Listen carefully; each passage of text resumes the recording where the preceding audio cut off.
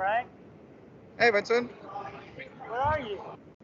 I am at the Isle of Man TT motorbike races. No way. That's Yes, been behind me you can my see the dream. pit lane.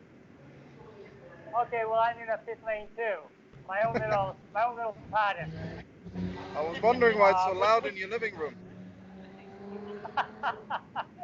yeah. I don't think that would work in my living room. So I'm going to turn that off. But it's a good lead-in to talk about what we want to talk about this afternoon, which is did you see this, Frank? That the LTO wants to do a renewed effort at implementing some sort of limit on the sounds emitted by motorcycles.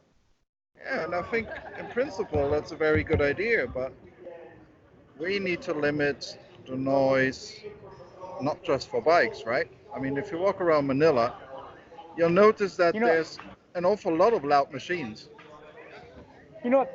People don't really make an issue of it, but walking on the streets of Metro Manila can be really damaging to your hearing, precisely because of what you just said, Frank.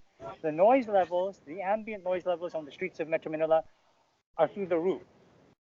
And that's a real problem. What people don't realize very often, I think, is that noise is actually considered pollution.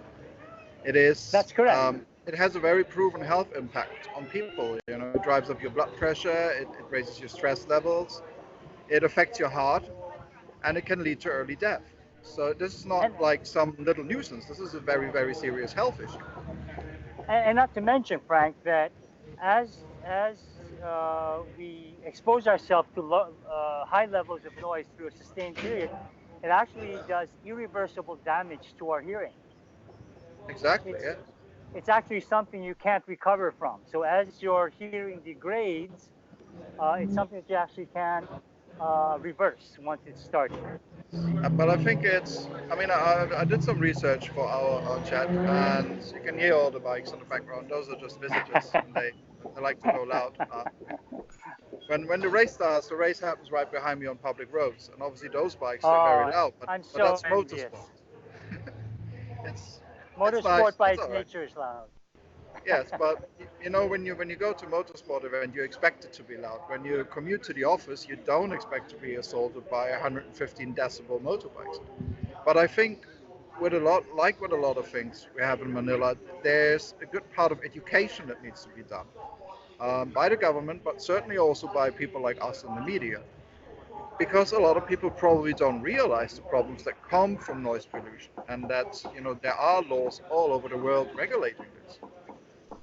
I think people don't really pay attention to noise because not only is it very noisy on the streets, not only for motorcycles, Frank, but if you think about the buses, for example, that Jeepneys, use their horns, the yeah, jeepneys, they use their horns as barker systems yeah, I to call know attention they're incredible. They're painfully loud.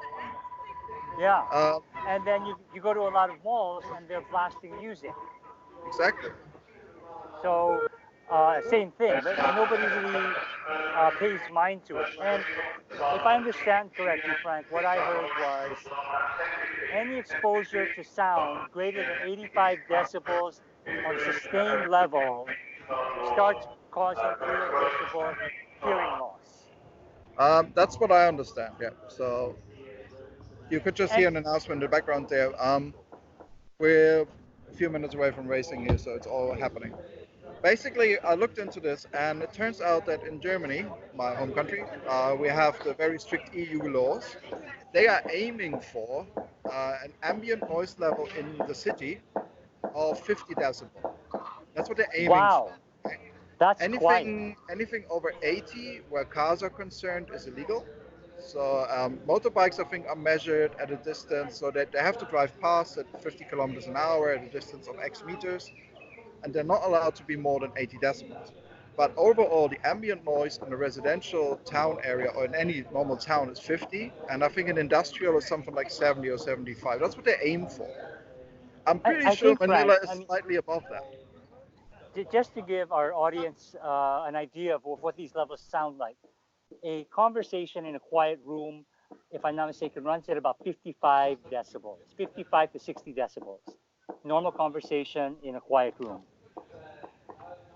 So if Germany is looking at 50 decibels, that's quite a bit. That's quite quiet. Because they realize that it has a sustained impact on people's lives, and Yeah. what they refer to mostly is ambient noise, like the constant noise that you have in the background. And we have a lot of that in Manila. It doesn't matter where you are, there's always noise. There's always noise in the background. Even if you're not right Yeah. at the road, you can still hear it. I mean, I was working in a skyscraper along Ayala Avenue. I was on the 50th floor. I could still hear the buses. It's just Yeah. unbelievable. Yeah. Buses, tricycles, jeepneys, horns, even regular private motor vehicles.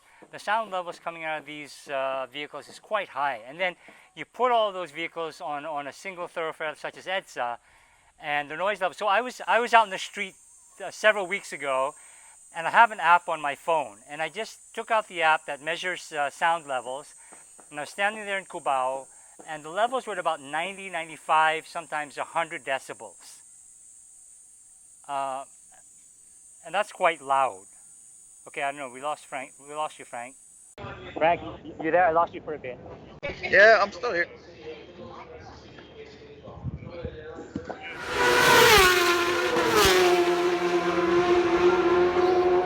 Well, technology is a fickle thing, and we lost Frank, and he's trying to get back, but he's having difficulty. And I think, like I said, as more and more people arrive in the paddock area, he's going to compete for the Wi-Fi broadband.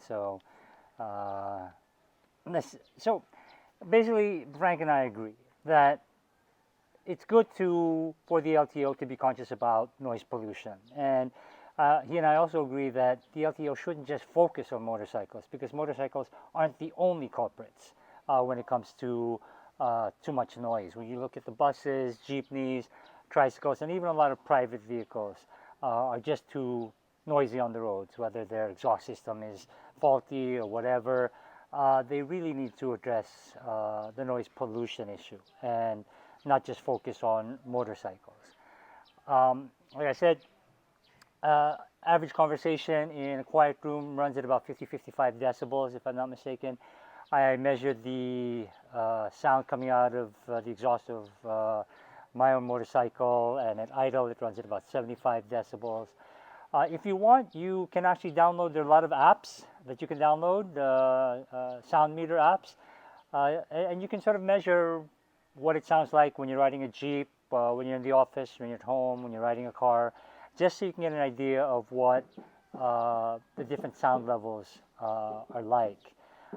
And like I said, I think 85 decibels or higher on a sustained level is considered damaging to the ears. So I think it's good that the LTO recognizes this as a problem, but they need to see the bigger issue here, and that is all the ambient noise on the roads of Metro Manila, not just motorcycles. So that's it. End of tea time. Sorry we couldn't get Frank back on, but Frank, I really envy you for being out there in Isle of Man watching the TT race. So have a good time out there, and we'll catch up with you next time. Until then, this is Vincent signing off for Frank and myself on this episode of Tea Time.